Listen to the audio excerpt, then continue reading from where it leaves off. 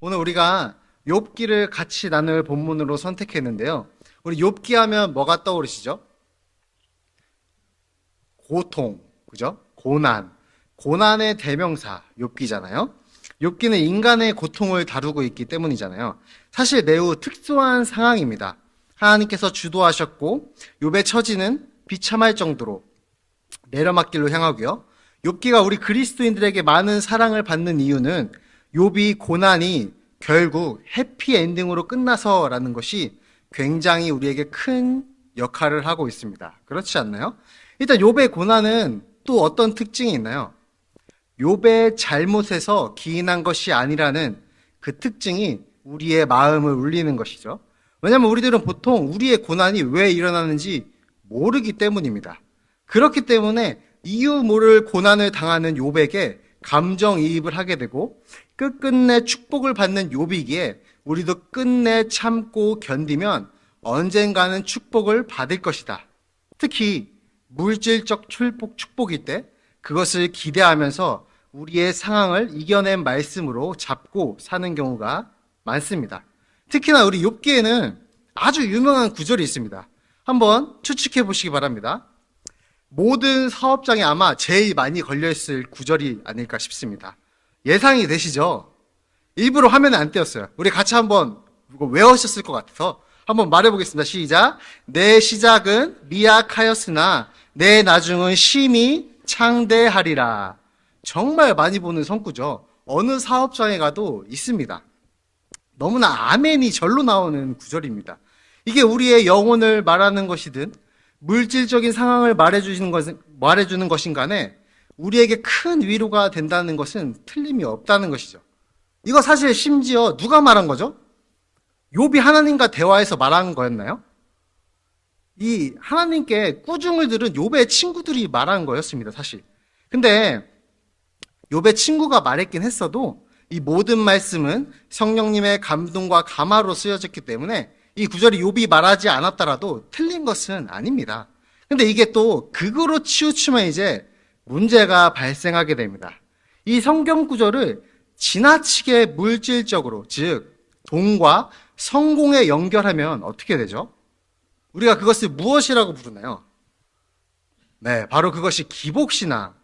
자식들 잘 되라고 예전에 어머니들이 물 떠놓고 기도하던 습관이 성경책 놓고 기도하는 것으로 바뀐 것뿐입니다. 나쁜 기운을 쫓아내기 위해서 가지고 다니던 부적이 성경 구절로 바뀐 것뿐이죠. 특히 우리나라는 기복신앙적인 신앙의 뿌리가 강합니다. 동의하시나요? 너무나 강합니다. 11조의 비밀, 이런 거 한 번이라도 들어보셨을 겁니다. 11조의 비밀, 무슨 부적같이 마패처럼 사용하는 것이죠. 사업이 잘 되고 사업이 잘 되기 위해서 11조를 내는 기이한 형태가 벌어지는 것이 바로 한국이라는 것입니다. 옛날 이방신들을 숭배하던 사람들이 자신들의 농사가 안 되고 비가 안 오는 것을 어떻게 생각했죠? 신이 진노하셨다, 이렇게 생각했습니다. 그 신을 달래기 위해서 어떻게 했죠? 제물을 바쳤습니다. 그 신을 달래기 위해서 제물을 바치듯이 11조를 자신들의 삶이 잘 되기 위해서 바치는 형태가 된 것이죠. 우리는 11조를 지켜야 하나요? 지켜야 합니다. 이건 틀림없습니다. 온 마음 다해 지켜야 합니다. 지켜야 하는 건 맞는데 본질이 완전히 바뀌었다는 것이죠. 이것을 우리는 부정할 수는 없습니다.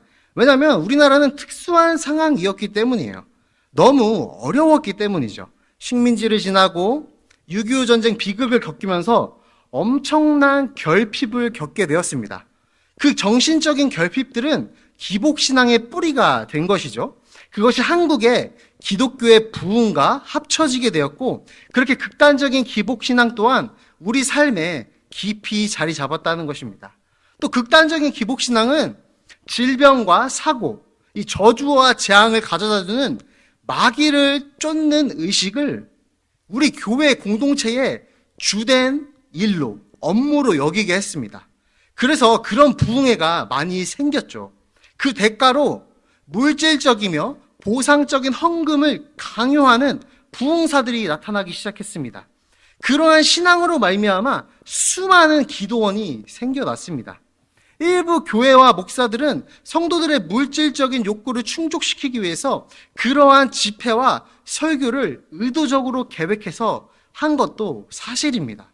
이게 제가 오늘 처음 말하고 성도님들이 처음 듣는 그런 놀라운 이야기는 아닐 것입니다. 그렇죠.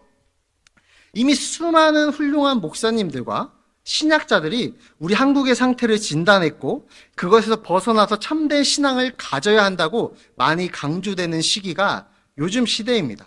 근데 어느 시기나 균형, 이 성경적인 균형을 맞추는 것이 너무나 중요한데요. 특히 요즘 저보다 어린 세대와 저의 또래들은 부흥을 경험한 세대가 아닙니다. 하나님의 놀라운 능력을 체험하지 못한 세대입니다. 이렇게 젊은 세대는 또 다른 치우친 모습을 갖기 시작합니다. 근본적인 물음이죠.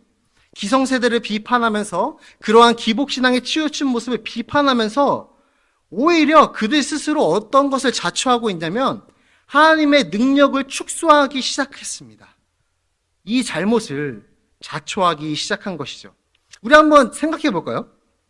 복의 근원이 누구이시죠? 하나님이십니다. 물질적인 복의 근원이 누구이시죠? 하나님입니다.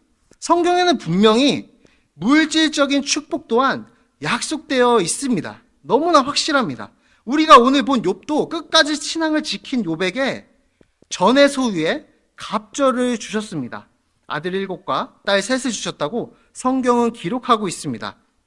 우리는 사업의 안정과 삶의 안정, 그리고 가정의 평안과 가정의 건강을 하나님께 구해야 합니다.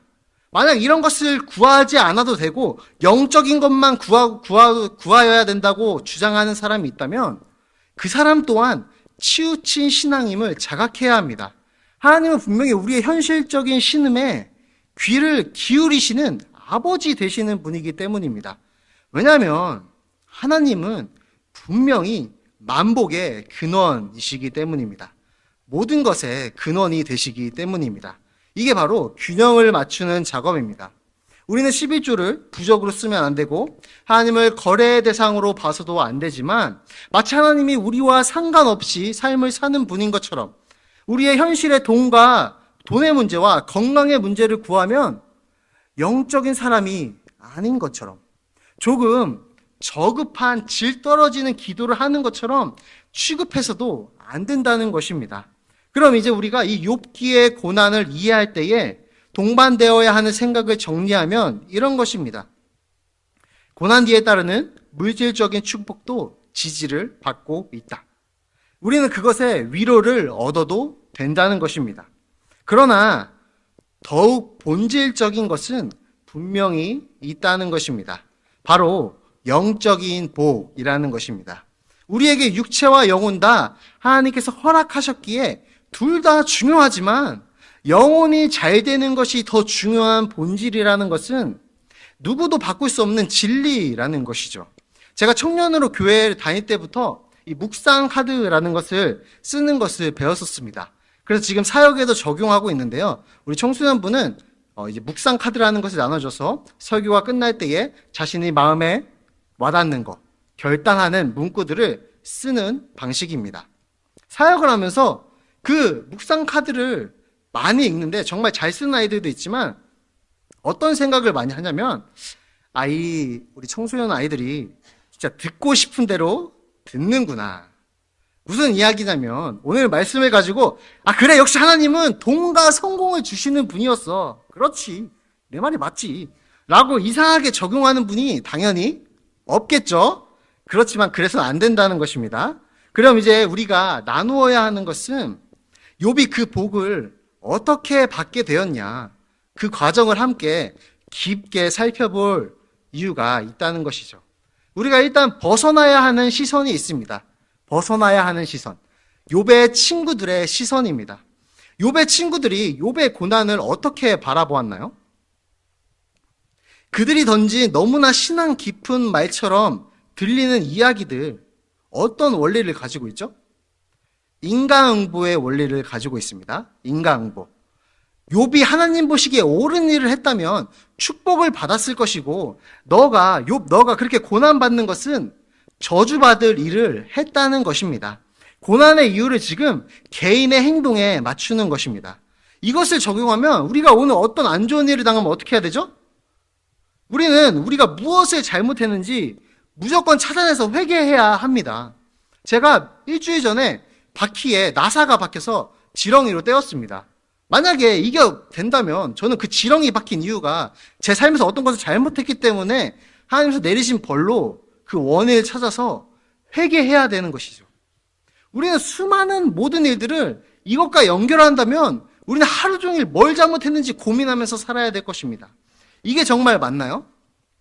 하나님은 공의의 하나님이시만 정말 우리는 하나님께서 우리를 공의로만 대하시는 것을 바라시나요? 우리 성도님들은 내가 잘하면 복을 받고 못하면 벌을 받는 그런 신앙의 원리를 갖기를 바라시나요? 하나님께서 정말 그렇게 대하시기를 원하시나요? 욥이 고통에 몸부림치면서 하나님께 그 해답을 구했고 이 욥의 친구들이 욥에게 준 고통의 해답은 욥 너의 잘못이다. 이것입니다. 인과응보라는 것이죠. 저는 욥의 친구들에게 묻고 싶습니다. 정말로 하나님이 행실에 따라서만 우리를 판단한다면, 우리가 행한 대로 판단하신다면 이 세상에 단 한 명이라도 살아남을 자가 있는가? 이것을 묻고 싶습니다. 우리의 모든 고난들과 복받은 모든 일들이 우리의 행실에 따라서 주어진 것이라면, 순종과 불순종에 따라 주어진 것이라면 과연 우리 믿는 사람들의 인생 중에 성공할 인생이 있겠는가? 정말 묻고 싶다는 것이죠. 어떻게 생각하시나요? 모든 그리스도인들은 하나님께서 우리들의 진짜 공의에 따라서만 복과 저주 주시기를 바라지 않습니다. 왜냐하면 정말로 그렇게 공평하게 대하신다면, 정말로 그렇게 칼같이 대하신다면 이 세상에서 제대로 숨 쉴 수 있는 사람은 존재하지 않기 때문입니다. 그래서 하나님은 은혜로 우리를 덮기로 결정하신 겁니다. 공의의 하나님이지만 하나님의 거룩함 앞에 설 수 있는 존재가 한 명도 없기에 십자가의 은혜로 덮기로 결정하셨다는 것이죠. 욥의 친구들은 욥의 자신의 행동을 따라서 저주를 받았다는 것을 인정하라고 했습니다. 사실 욥의 친구들도 하나님께서 자신들을 그렇게 행하기를 바라지 않았을 것입니다. 하나님 앞에 내가 순종하고 불순종한 그대로 정확하게 대해주세요라고 누가 감히 말할 수 있겠나요? 감히 그렇게 하나님 앞에 고백할 수 있는 사람은 아무도 없을 것입니다. 우리 모두는 죄인이기 때문입니다. 단 한순간도 십계명을, 모든 율법을 한순간도 지킬 수 없는 죄악된 인간이기 때문입니다. 우리는 그저 얼마나 내가 처참한 죄인인지 그것을 자각하면서 하나님께서 은혜를 베풀어 주시기 바라는 처참한 인생일 뿐입니다. 그렇기에 우리의 자세는 겸손함으로 구원에 감사하며 그것을 가지고 애쓰며 살아야 하는 그러한 인생이라는 것입니다. 아무튼 욥의 친구와 같은 이런 신앙의 원리는 전혀 우리 삶의 고통에 답을 주지 못한다는 것입니다. 어떠한 해답도 줄 수 없습니다. 욥도 욥의 친구의 말에 전혀 설득되지 않았습니다. 욥의 심정은 나의 삶을 봐라. 이게 어딜 봐서 인간응보적인 신앙의 삶이냐. 나는 인정할 수 없다. 욥은 인정할 수 없어서 하나님께 묻기 시작했습니다. 자신의 목숨을 걸고 하나님께 이 삶에 대한 해답을 묻기 시작했습니다. 왜 의인들이 악인에 비해 더 고난을 당해야 합니까? 왜 악인들은 가난한 사람들을 착취하면서도 저렇게 잘 살고 있습니까? 이렇게 묻기 시작했습니다. 근데 오늘 이 욥의 목숨을 건 질문에 하나님은 그 원인을 정확하게 짚어주셨나요? 정확하게? 너의 지금 그 고통의 원인은 이것 때문이야. 이렇게 말씀하셨나요? 살짝 엉뚱하게 느껴집니다. 오늘 읽은 본문처럼 하나님은 갑자기 창조 질서에 대한 이야기를 하기 시작하십니다. 하나님 왜 이런 어려운 일이 일어납니까? 했는데 하나님께서는 지금 너는 누구냐? 너는 이 세상에 이 우주의 법칙을 아느냐? 이렇게 묻기 시작했습니다. 창조 질서를 교육하신 것이죠. 지금 내 삶의 어려움과 고통과 이 저주 같은 것들이 왜 일어나는지 알고 싶은데 하나님은 전혀 와닿지 않는 말씀을 하시는 것처럼 보인다는 것이죠.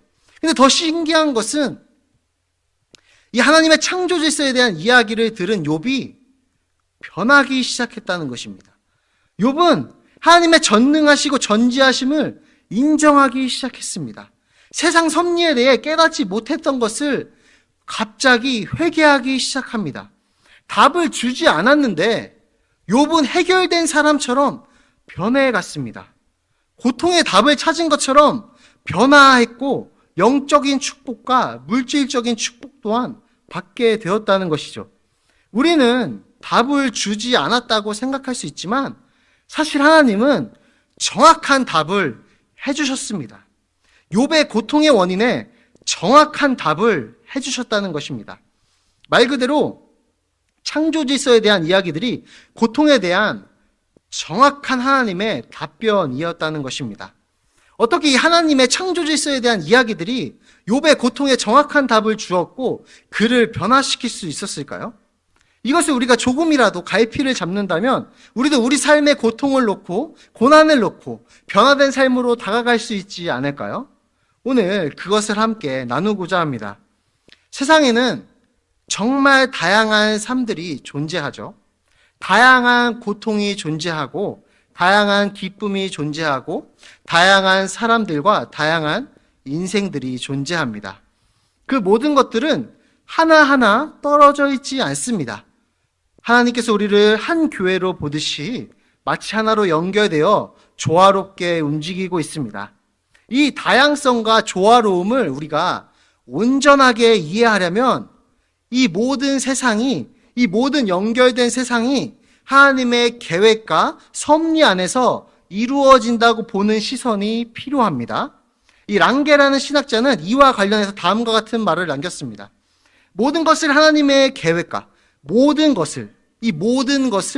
세상을 하나님의 계획과 실행으로 설명할 때, 하나님의 계획으로 설명할 때 비로소 세상 모든 것이 하나로 연결되며 그 결과도 명확히 드러날 것이다.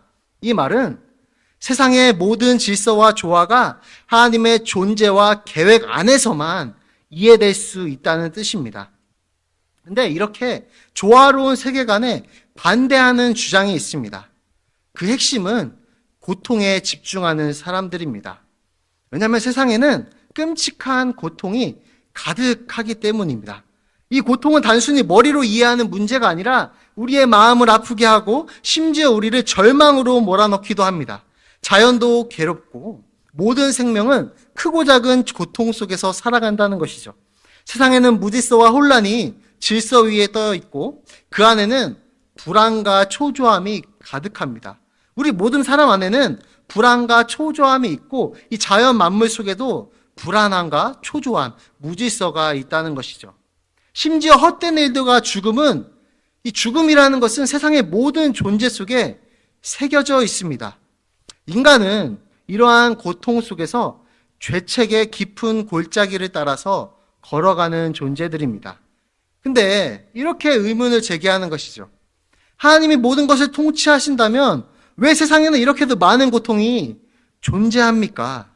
그리고 그 고통은 하나님의 지혜와 하나님의 선하심, 당신들이 말하는 하나님의 전능하심과 어떻게 연결될 수 있냐고 묻는 것입니다. 이런 질문은 고대부터 현대까지 많은 사람의 고민거리였습니다. 다양한 철학자들과 신학자들은 이런 질문에 답하려고 수많은 시도를 했습니다. 철학자들은 고통이 세상의 질서를 이루는 일부라고 보기도 했습니다. 고통을 통해서 세상이 유지된다는 것이죠. 고통도 어떤 역할을 하고 있다는 것입니다. 신학자들은 고통을 하나님이 인간의 영적 성장을 위해서 주신 시련이라고 해석하기도 했습니다. 우리도 이 고통을 이렇게 많이 보기도 합니다. 또 다른 이들은 고통을 하나님의 정의를 이루는 방식으로 이해하기도 합니다. 하나님께서 공의를 이루실 때 고통을 사용하신다는 것이죠. 인간의 죄의 결과라고도 설명하기도 했습니다. 하지만 이런 모든 수많은 시도에도 불구하고 세상에 존재하는 고통은 너무나 크고 다양하기 때문에 이러한 설명들로는 완벽하게 설명할 수 없습니다. 그래서 우리는 고통을 다 알 수 없다고 넘어가곤 합니다. 고통은 한 가지의 이유로 이해할 수 없을 정도로 복잡하기 때문입니다. 우리 한 사람 한 사람의 고통마저도 너무나 그 원인이 복잡하기 때문에 나의 죄 때문에, 나의 조상의 죄 때문에라는 말도 안 되는 그런 것으로 설명할 수 없다는 것입니다.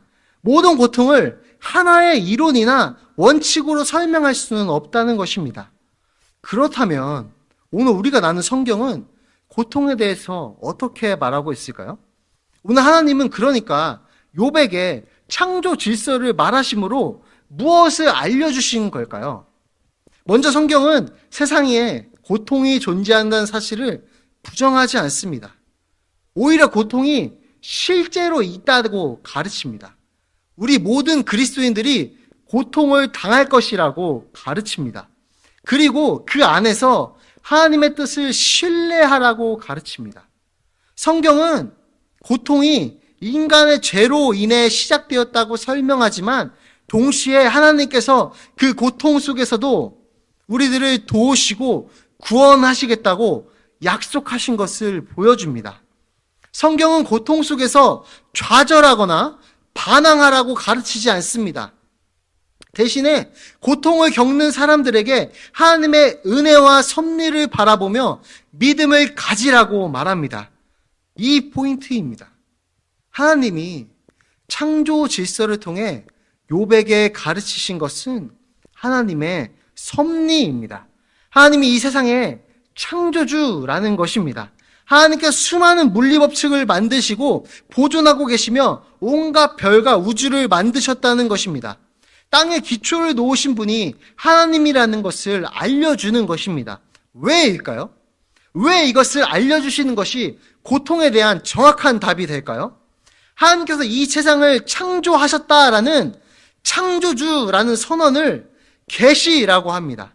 스스로 자신이 어떤 분이신지 우리에게 드러내시는 것이죠. 전지전능하시며 초월자이시며 절제자라는 존재를 스스로 드러내신 것입니다. 그 드러내신 것은 고통에 어떤 영향을 줄까요? 온 세상의 창조주라는 계시는 우리에게 아무것도 할 수 없으니 가만히 있어라 라는 무기력함을 주려고 하시는 걸까요? 아닙니다. 오히려 그 반대입니다. 하나님께서 온 우주의 창조주라는 계시는 비참한 죄의 상태에 빠져있는, 고통에 빠져있는 이 세계에게 알려주시는 것입니다. 고통에 빠진 이 세계에게 하나님께서 선포하시는 것입니다. 뭘 선포하시냐면 고통의 모든 만물을 구원하시려는 하나님의 의지가 있다고 선포하시는 것입니다. 그 선포를 우리에게 알게끔 만들어 주신다는 것입니다. 하나님께서 창조 질서를 교육하신 것은 그 속에 있는 하나님의 의지를 알게끔 하려는 하나님의 교육이었습니다. 왜 그럴까요? 우리가 하나님의 그 의지를 알면 알수록 확신하게 되기 때문입니다. 무엇을 확신하게 되냐면 하나님께서 이 비참한 상태에 빠진 세상을 구원하시겠다고 약속하시며 성령을 통해서 우리에게 믿음과 인내를 주셨다고 계속해서 진리를 확신하게 만들어 주신다는 것입니다. 구원에 대한 우리의 확신이 점점 더 풍성하게 넓어져 가게 된다는 것입니다. 이 믿음은 우리가 고통 속에서도 희망을 갖게 하시며 심지어 고통을 극복할 수 있는 힘이 되어준다는 것입니다. 성경은 이렇게 가르치십니다. 하나님이 우리를 위하시고 계신데 누가 우리를 대적할 수 있겠는가? 결론적으로 세상의 모든 고통은 너무나 다양하기 때문에 우리의 인간적인 시선으로만 바라본다면 완벽하게 이해할 수 없습니다. 그러나 성경은 이 고통 속에서도 하나님의 구원의 손길을 신뢰하세요라고 우리에게 계속해서 방향을 제공하고 있습니다. 이 모든 계시의 말씀이 우리에게 알려주시는 것은 하나님께서 우리를 향하신 뜻은 구원이라는 것입니다. 창조 질서를 통해서 우리가 고통에 대해서 깨닫길 바라시는 것은 이 우주를 창조하신 절대자가 우리를 구원하겠다고 결정하셨다는 것입니다. 우리와 아주 다른 존재이신, 아예 다른 차원이신 초월자이신 삼위의 하나님께서 스스로를 우리에게 드러내셨고, 우리는 그 계시에 의존해서 절대자의 품은 뜻이 구원임을 확신하게 된다는 것입니다. 그래서 이 세상은 여전히 고통과 좌절이 가득하지만, 악인이 마치 우리의 목숨을 쥐고 흔드는 것 같지만, 그 고통과 좌절과 그 포악한 악인들이 쥐고 그 포악한 악인들을 주관하고 다스리는 분이 우주를 창조하신 하나님이시며, 그 하나님이 우리의 아버지 되셨다라는 사실을 깨닫게 하시는 것입니다. 오늘 욥은 자신이 당하는 이유 모를 고통 속에 하나님께 부르짖었습니다. 우리가 생각하기에는 조금 알쏭달쏭한 하나님의 답변이었습니다. 이 답이 아닌 것 같다고 생각했던 창조 질서에 대한 하나님의 답변은 욥에게 완벽한 고통에 대한 해답이 되었습니다. 욥은 우주를 창조하신 하나님께서 스스로 드러내신 그 계시 속에서 어떤 한 진리를 깨달아갔습니다. 어떠한 것을 점차 깨달아가기 시작했습니다. 그것은 바로 고통 속에 이 세상을 구원하시려는 하나님의 의지입니다. 욥은 계시의 말씀을 통해 하나님의 선하신 의지를 깨달아갔고, 비록 고통이 존재하지만 그것을 넘어서는 하나님의 구원을 깨닫자 자신의 무지함을 회개했습니다. 이유 모를 고통 속에 신음하시며 오늘 이 예배와 기도의 자리로 나아오신 우리 성도님들이 계신가요? 그렇다면 창조주 하나님의 전지전능함을 오늘 밤 묵상하시기 바랍니다. 하나님의 계시의 말씀을 통해서 하나님의 우리를 향한 선하신 계획을 깨닫고 다시 한번 확신하시는 그러한 시간이 되셨으면 좋겠습니다. 그것을 통해서 우리의 믿음이 자라날 것입니다. 우리의 믿음이 성숙해진다는 것입니다. 우리의 믿음을 통해서 일하시는 하나님을 보면서 우리 삶의 변화를 체험할 것입니다. 우리의 믿음을 통해서 이제는 좌절의 낙심이 아니라 믿음의 선택을 하는 성숙한 신앙의 어른이 되어간다는 것입니다. 하나님의 도움과 믿음을 통해서 우리는 고통을 견딜 수 있고 궁극적으로는 이 세상을 극복할 수 있다는 것입니다. 하나님이 우리와 함께 하신다면 어떤 고통도 우리를 무너뜨릴 수 없다는 희망이 오늘 욥기의 메시지입니다. 하나님께서 이 세상을 향해 품으신 뜻이 구원과 회복이기 때문에 어떤 고통이 오더라도 우리는 이겨낼 힘을 얻을 수 있습니다. 그것이 우리의 삶의 고난을 향한 하나님의 답변입니다. 이 하나님의 완벽한 위로가 오늘 우리의 삶을 변화시켜서 하나님이 원하시는 삶의 모습으로 변해가는 우리 성도님들 되시기를 주님의 이름으로 축복합니다.